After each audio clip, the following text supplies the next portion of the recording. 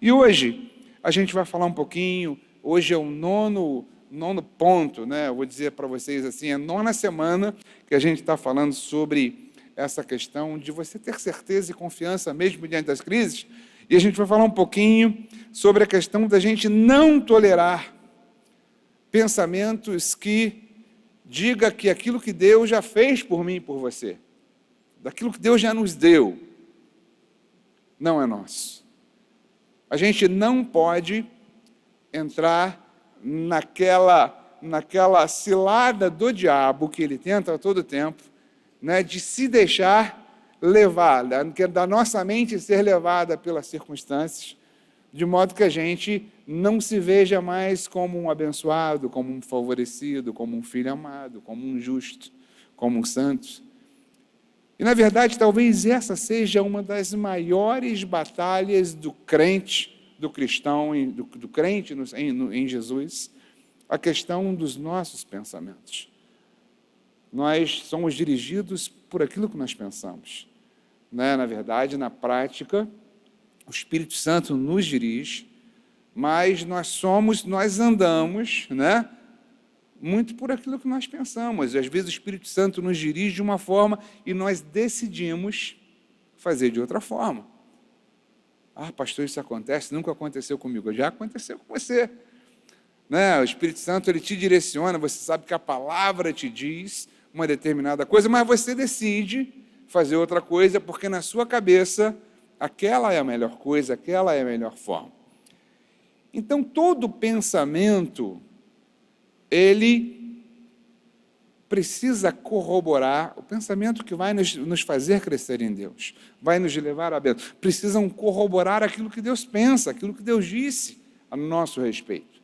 Quando não é assim, as coisas tendem a dar ruim, as coisas tendem a não acontecer, as coisas tendem a nos levar para um local que não é um local de descanso, é um local de ansiedade, é um local de preocupação, é um local de medo, é um local de temor. E a gente precisa aprender a controlar o nosso pensamento. Por isso o apóstolo Paulo, ele é muito enfático quando ele diz, olha, vocês precisam renovar a mente de vocês na palavra de Deus, Romanos capítulo 12, no verso 2, né? Versos 1 e 2, ele fala, renovem suas mentes na palavra de Deus, para que vocês, então, experimentem a boa, perfeita e agradável vontade do Pai. Quer dizer, a vontade de Deus é boa, perfeita e agradável, ponto, isso é fato. Mas nós só vamos experimentar essa vontade boa, perfeita e agradável a partir do momento que nós renovarmos a nossa mente, a partir do momento que os nossos pensamentos estiverem alinhados com aquilo que a Bíblia diz, a partir do momento que nós olharmos para a gente e pensarmos aquilo que Deus pensa sobre nós. Quer dizer, Deus pensa algo sobre mim? Pensa. Deus pensa algo sobre você? Sim, também pensa. Na verdade, pensa a mesma coisa, né? Ele olha para a gente e pensa. Os pensamentos de Deus a nosso respeito são pensamentos bons, são pensamentos de paz. Onde é que está isso, pastor? Lá em Jeremias, capítulo 29, versículo 11, você vai ver isso. Mas 2 Coríntios, capítulo 10, versos 3 e 5, vai dizer assim para a gente. Se você estiver anotando, anote. Eu não sei se está projetado aqui, acho que não, mas diz assim, pode confiar que é isso mesmo, tá? Depois você confere em casa lá, vai dar uma estudada. Diz assim, porque embora andemos na carne, embora sejamos desse mundo, Paulo está dizendo isso, o contexto é esse, nós não lutamos segundo a carne. Porque as armas da nossa luta, algumas versões, as armas da nossa milícia, não são carnais, mas poderosas em Deus, para destruir fortalezas. Destruímos raciocínios falaciosos e toda arrogância que se levanta contra o conhecimento de Deus. E nós levamos cativos todos os pensamentos à obediência de Cristo. Paulo, quando escreve isso para a gente, ele está falando de pensamento. Ele fala de fortaleza, ele fala de raciocínios falaciosos nessa versão. Em algumas versões ele vai falar de sofisma e outra de altivez. Mas quando a gente fala de pensamento, é importante que a gente entenda um pouco, né, os níveis do pensamento. Existe aquele primeiro nível básico, eu pensei alguma coisa, né? Pensei uma coisa, aquele pensamento simples, que às vezes você pensa e nem se lembra mais que pensou. Durante o dia a gente pensa em tanta coisa, né? E, vou fazer isso, vou fazer aquilo, vou ligar para fulano, vou ligar, e daqui a pouco você nem se lembra mais daquilo. Foi um pensamento simples. Esse é um pensamento, um nível, o primeiro nível do pensamento. Depois a gente tem um segundo nível, que é aquele pensamento que ele é mais forte na sua mente, ele fica toda hora te lembrando, não tem aquele pensamento que toda hora você se lembra dele, parece que toda hora ele fala, ei, eu estou aqui, né? Olha aí, e aquela situação, e aquela situação, e aquela situação, seja na saúde, seja na família, seja financeiramente, seja na sua área profissional, pensamentos que repetidamente, né, de maneira recorrente, vêm à sua mente, e aí você já subiu, ou seja, aquilo não é simplesmente um pensamento, mas a gente está falando de uma altivez, um pensamento mais elevado, uma coisa mais forte, que às vezes pode se tornar uma barreira. Existe um terceiro tipo de pensamento que a Bíblia fala para a gente, né? São esses argumentos falsos que a gente leu nesse versículo da carta que nós acabamos de ler, que são os sofismas.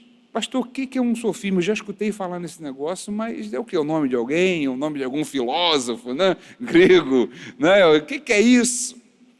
Né? Eu tenho um pensamento comum, simples, aquele que não te... Né?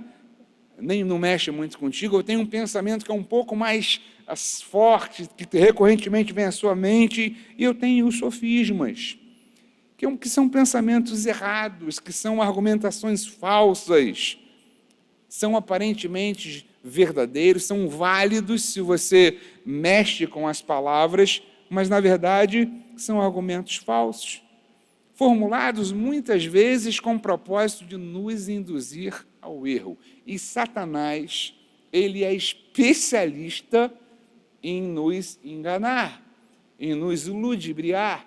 E muitas vezes ele usa sofismas, inclusive com a palavra. Ele começa a trazer alguns argumentos, né? Poxa, se isso é aquilo, então aquilo é isso. Não. Aí você começa, ele faz isso às vezes com a palavra, trazendo confusão, né? Trazendo religiosidade. Muitas vezes isso acontece. Mas, por exemplo, vou dar um exemplo aqui de um sofisma, de um argumento falso. A gente falou de um pensamento simples, depois esse pensamento agora está me trazendo uma preocupação maior, eu estou ansioso, eu já não estou dormindo, toda hora acordo, penso, sonho, né? Opa, então eu tenho uma altivez, agora tem um outro nível, que é o sofisma. Esse pensamento que vem de uma argumentação falsa. Vou te dar um exemplo de um sofisma. Ora, a Bíblia diz que Deus é o quê? Deus é amor. Diga, Deus é amor. Você naturalmente já deve ter escutado em algum momento da vida que o amor é cego. Já escutou isso? Quantos já ouviram essa afirmação? O amor é cego. Ora, se Deus é amor e o amor é cego, logo, Deus é cego. Pronto, uma conclusão. Olha um sofisma aí. Eu tirei uma conclusão errada por uma argumentação, um jogo de palavras. Se Deus é amor, e agora eu estou escutando que o amor é cego, então, obviamente, Deus é cego. Vou dar para você um outro exemplo de sofisma, né? Quando alguém fala assim, não, olha, você precisa fazer uma dieta. Aí a pessoa fala assim, então você precisa comer, né, verduras e peixes. Quantos já fizeram uma dieta em alguma vez na vida aí? Amém, legal, está tudo magrinho, né? Eu estou dizendo, não vou nem dizer que já fiz, eu estou precisando fazer uma dieta, você pode ver isso, eu preciso comer verduras e peixes. Mas, você quer ver um sofisma em relação a essa questão? Quando a gente fala assim, olha, eu vou fazer uma dieta, preciso comer, então, verduras e peixes. Aí, quando eu olho, assim, existe um argumento que pode me dizer o seguinte, ó, o que o elefante come? Verduras, olha aí. O que a baleia come? Peixe. Se o elefante come verdura e a baleia come peixe, então quem faz dieta e come verdura e peixe vai engordar. Esse é um argumento falso. Esse é um sofisma. E você, às vezes, tem alguns sofismas que tendem à religiosidade. Por exemplo, olha, cristãos são pessoas boas. Isso é certo ou não? É o que a gente espera, né? Os cristãos, aqueles que são seguidores de Cristo, são pessoas boas. A gente entende como certo isso. Aí vem um momento que você erra. Né? Eu falhei, eu errei, aconteceu alguma coisa, eu fui mal. Né? Ora, se cristãos são pessoas boas, e eu errei e falhei e fui mal, logo eu sou o quê? Um hipócrita, né? Então, a religiosidade fala isso.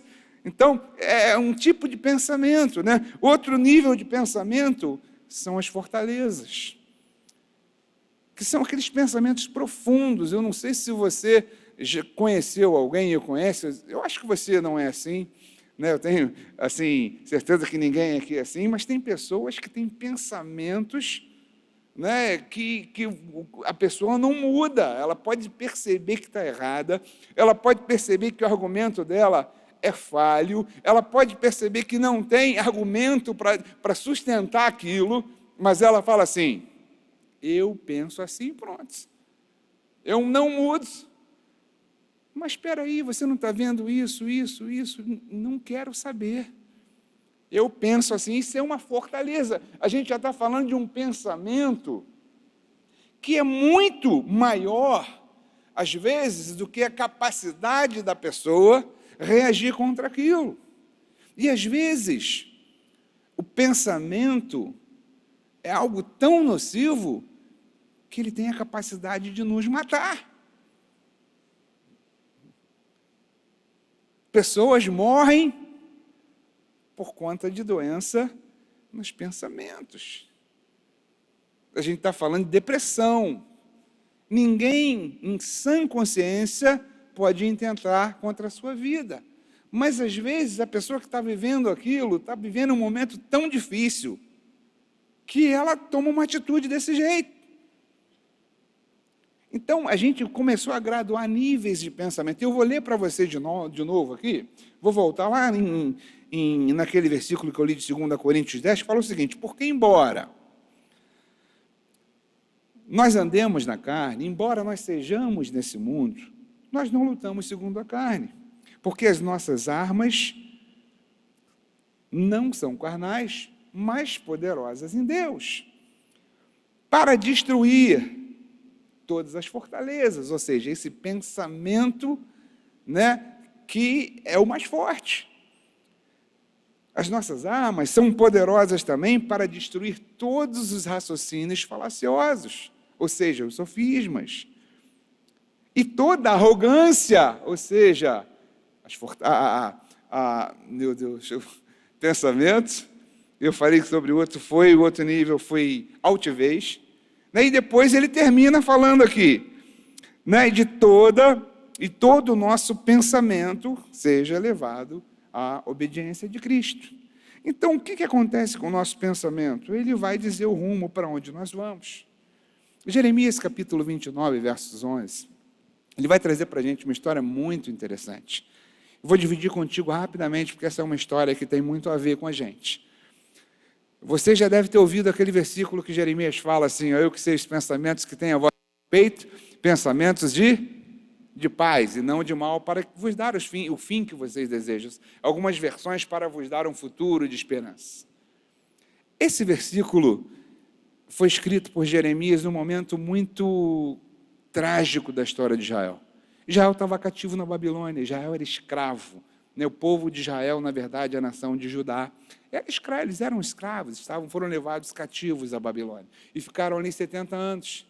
E o povo estava triste, o povo estava vivendo uma crise que nunca tinha vivido antes. Na verdade, quando a Babilônia chega e entra na cidade de Jerusalém, ela destrói tudo, toca fogo no templo, rouba os utensílios do templo, eles fazem, né, o que podiam e o que não podiam ali, e levam o povo escravo. E o povo estava para baixo. Eles estavam vivendo uma crise tão grande que eles achavam que Deus tinha esquecido deles.